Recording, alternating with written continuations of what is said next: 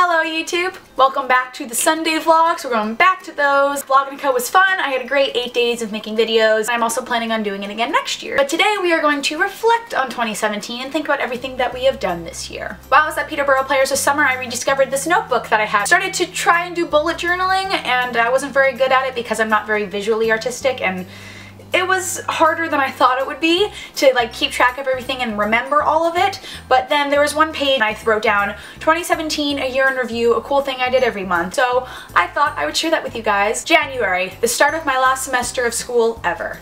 Now this was really exciting for me because I was just ready to be done with school, and I was sick of writing papers and thinking about being in class and having to like worry about my grades, but I still wanted to like learn and be a student of life. When my first day of classes started for my second semester of senior year of college, I was like, yes, this is the last semester I ever have to worry about like dealing with grades for a class.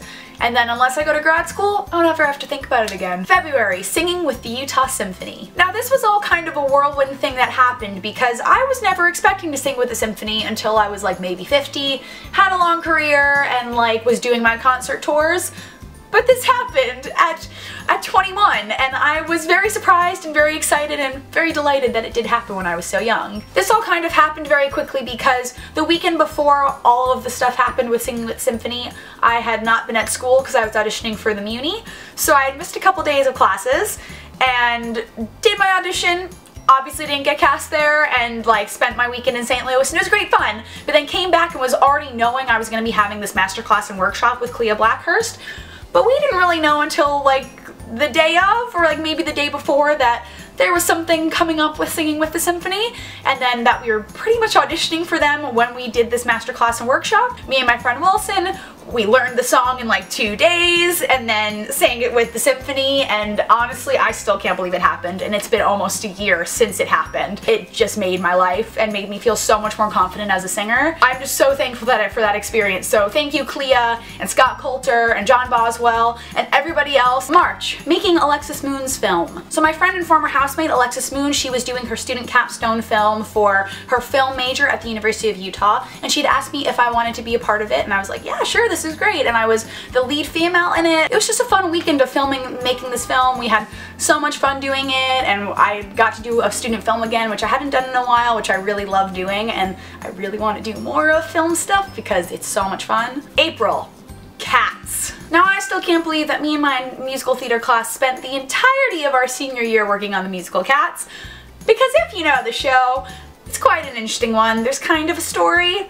The music's interesting, the choreography is insane, and then there's the cat makeup that you have to put on when you actually do the show. But honestly, when I got to the weekend of performances, I was really happy to show it to my parents and to my friends and show the work that we'd been doing on it, because it was the entirety of our senior year, and everybody knew in our program that it was so much work, and we were just really happy to just show it and be like, here, we did the show. Also, the show sold out really quickly, which none of us were expecting, so we were really excited that so many people wanted to come see us do this insane show and basically watch us dance for 2 hours and sing and be cat humans. May, graduation and my senior recital. My senior recital was something I had been very afraid of since my freshman year of college, because I'd always thought to myself, I want to do a senior recital at the end of my school time and show my parents specifically what I was doing working on singing stuff, because I don't really like to sing in front of my parents.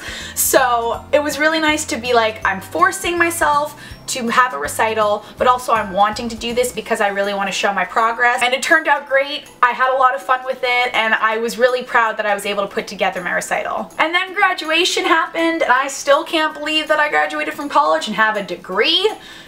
What?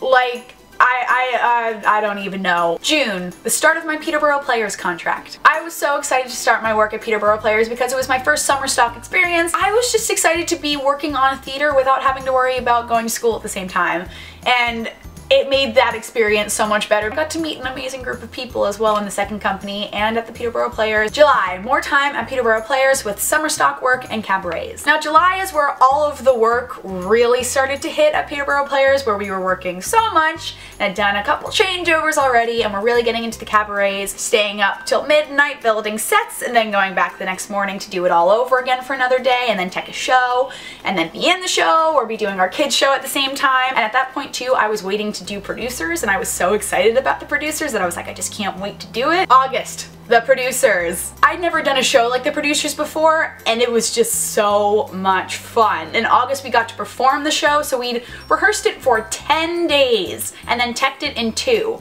And with a show of that size, that's pretty insane. There were so many things going on tech-wise. It really didn't get finished until like the end of opening weekend. The audiences loved it, and I was just really proud to be a part of the show. September, moved to New York City. Living in New York City has been something I've been wanting to do since I was a child. My first day in New York, living here, like being a resident of the city of New York, I went to an audition, got a call back, got another call back, and just felt so good. I was like, this is what I want to be doing. I want to be auditioning, trying to get a job, and doing the best I can to get that job.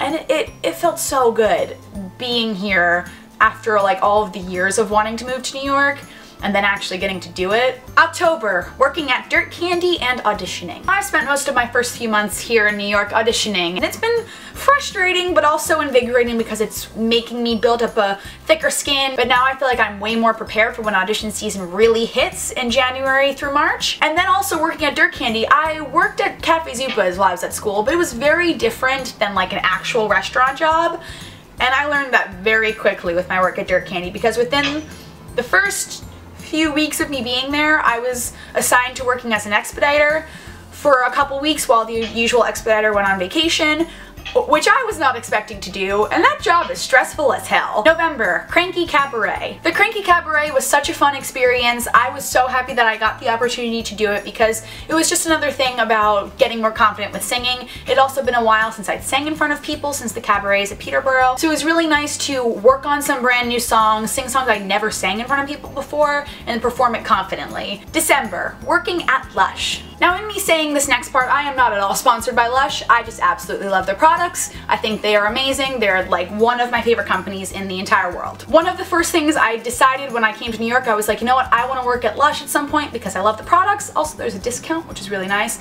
but I also just want to learn more about the products I'm using, and I know that the people are going to be nice who are working there. And I was so right. I love the people who I work with at Lush. They're all so sweet.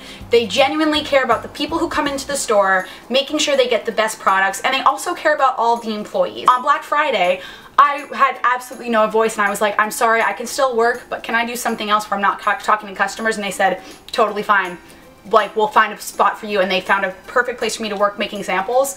I was so appreciative of that day because I was like, they really care. They really want to make sure that I'm doing the best job I can, even when I'm not feeling my best. So those are 12 memories that have stuck out to me from 2017. Thank you guys so much for watching. I'm excited for the new year and all the new things that I will be hopefully bringing to the vlog. Thank you guys so much for watching. You can watch my latest video over there. Subscribe over there as well. Follow me on Twitter and Instagram in the description. DFTBA, I will see you guys next time. Bye!